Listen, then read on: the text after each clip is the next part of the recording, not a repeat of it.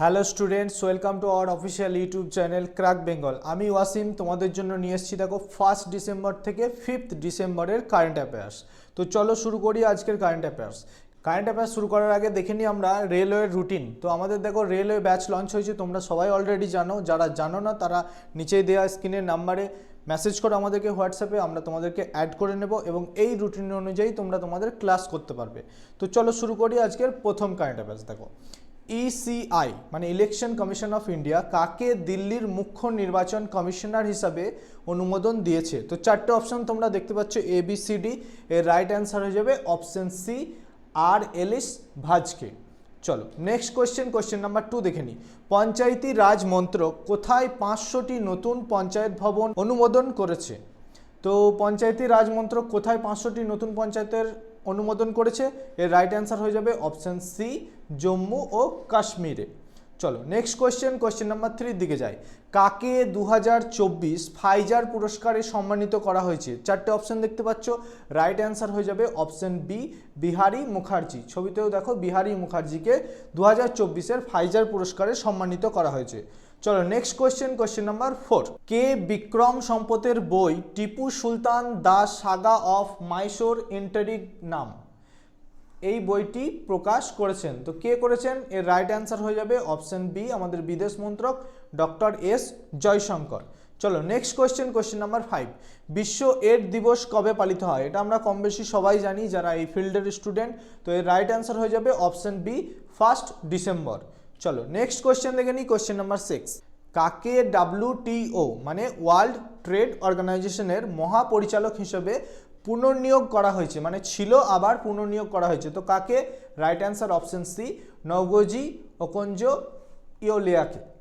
চলো next question number 7। ভারতের কোন রাজ্য 1 ডিসেম্বর তারিখে 62তম রাজ্য দিবস পালন করেছে? তো কোন রাজ্য 62তম রাজ্য দিবস পালন করেছে 1 ডিসেম্বর? রাইট অ্যান্সার হয়ে যাবে অপশন বি, নাগাল্যান্ড রাজ্য। চলো নেক্সট কোয়েশ্চেন নাম্বার 8। কাকে FIPI 2023 পুরস্কার দেওয়া হয়েছে মানে জিতেছে? কে জিতেছে FIPI 2023 পুরস্কার? কে জিতেছে? Right answer option A, BPCL জিতেছে FIPI 2023-এর পুরস্কার। চলো নেক্সট কোয়েশ্চেন নাম্বার 9 দেখে নিই।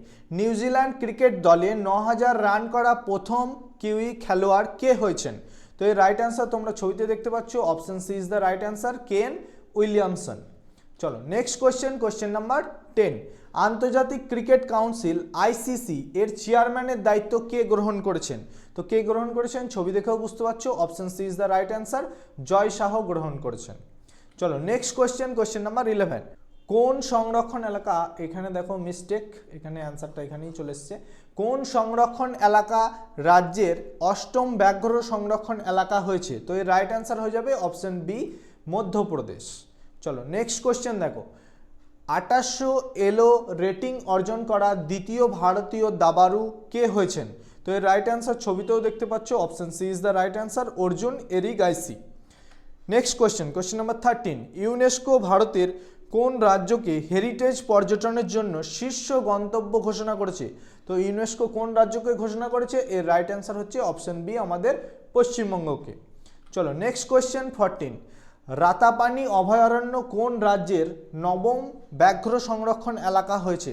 তো কোন রাজ্যের এটা? অসম, মধ্যপ্রদেশ, মহারাষ্ট্র না কোনোটি নয়? এর রাইট অ্যান্সার হয়ে যাবে অপশন বি, মধ্যপ্রদেশ। চলো নেক্সট কোয়েশ্চেন 15। কোন শহরকে ওয়ার্ল্ড ক্রাফট সিটির তকমা দেওয়া হয়েছে? তো ওয়ার্ল্ড ক্রাফট সিটি কোন শহর হয়েছে? তো এর রাইট অ্যান্সার হয়ে যাবে অপশন সি, শ্রীনগর। চলো নেক্সট কোয়েশ্চেন 16।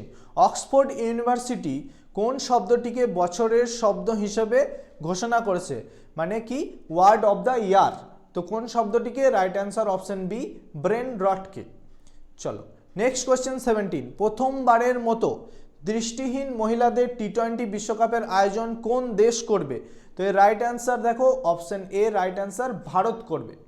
চলো নেক্সট কোয়েশ্চেন 18।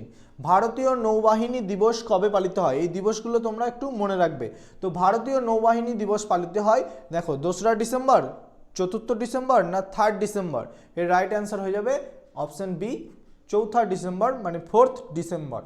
চলো নেক্সট কোয়েশ্চেন 19, মহারাষ্ট্রের নতুন মুখ্যমন্ত্রী হিসেবে কাকে নির্বাচিত করা হয়েছে? মহারাষ্ট্রের নতুন মুখ্যমন্ত্রী হিসেবে নির্বাচিত করা হয়েছে, right answer option C, Devendra ফডনবিসকে।